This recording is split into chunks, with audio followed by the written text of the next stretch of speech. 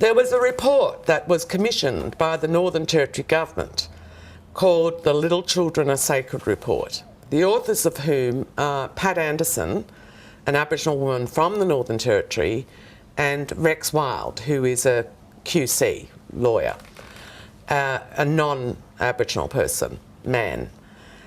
Their report was released last year and to the Northern Territory Government. And extraordinarily, Mal Brough, who was the then Minister for Indigenous Affairs in the federal government, decided that because Claire Martin, the then Chief Minister in the Northern Territory Government, had been supposedly sitting on this report for several weeks, that she'd had long enough to respond to it, and because she hadn't done anything, he was going to take action to ensure that he rid our communities of pedophiles and anybody else who was bringing harm to our women and our children.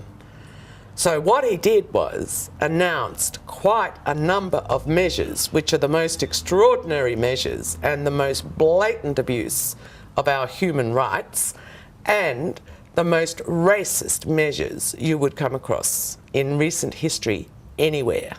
If you're looking at some of the underlying causes or contributing factors to family violence or to child abuse, then high levels of overcrowding is critically one issue that has to be addressed. Just to give you some idea of the levels of overcrowding, it's not uncommon for houses here, conventional 3-bedroom homes, to perhaps accommodate anywhere between 17 and 20 people. How many people live in this house? Many. Some sleep in the kitchen. Some sleep outside. Some, sorry? Tents. Some sleep outside the tent, use the tent. About how many people you say sleeping in the house? More than 20. That's kitchen over there.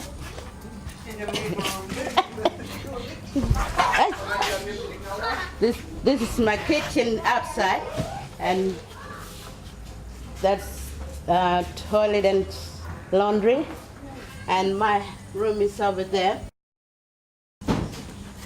Yeah, on the floor they sleep with not. That's my room. Come on, Ganara. No, gonna need this. Gonna get like. How live more about the panel? Parang government gonna. And how many people sleep in this room? My husband and I, and also 4 children sleeping in this room.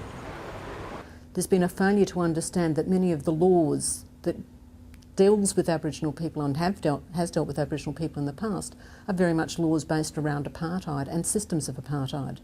And I think as a nation we're still coming to terms with that. There are many people in Australia, for example, who would find that statement that I've just made completely horrifying and repugnant, and yet if they care to look at it honestly, that's in fact the very nature of what's happened here.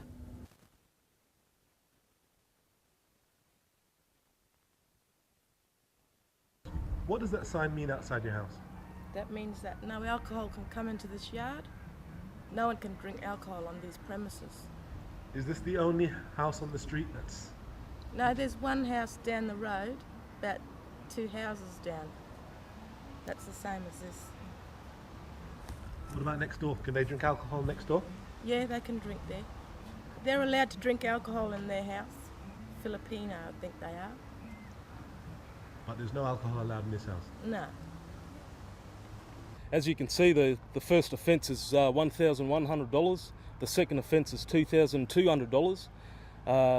Or through subsequent offences, there's a maximum penalty of $74,800 and or 18 months jail. It's racism, this is Australia. They're trying to character assassinate all the men and all the respectable families that live here. This is bullshit. This is un-Australian. The rest of the world, you've got to take notice and see what these dickheads are doing to us. This is character assassination for all decent Aboriginal families in Australia. I call upon all Aboriginal people in the Northern Territory to activate civil disobedience in this territory. It is shocking what's going on here. This is apartheid, and this is what they're doing. And the false pretenses of protection of children and protection of everybody. This is just this is oppressing Aboriginal people more than they've ever done in the history of this country, other than shooting us. All the families that I know in this town and here, they are respectable families. They are not animals, they're respectable members of the community. They're taxpayers. They've worked all hard all their lives, and actually this land wasn't given, it was bought. There, let them go and they're going to stick it up their arse. Alcohol's been a serious issue of concern for many people here in the Northern Territory for a very, very long time, and in fact Aboriginal organisations have been at the forefront of trying to control, if you like, the supply and the availability of alcohol. But what needs to be borne in mind is the fact that whilst the problems are highly visible, when we have a look at the data, it's very clear that fewer Aboriginal people than non-Indigenous people actually drink alcohol. The problem that we tend to see is that Aboriginal drinking happens in very public places, and people who drink tend to do so at very harmful levels.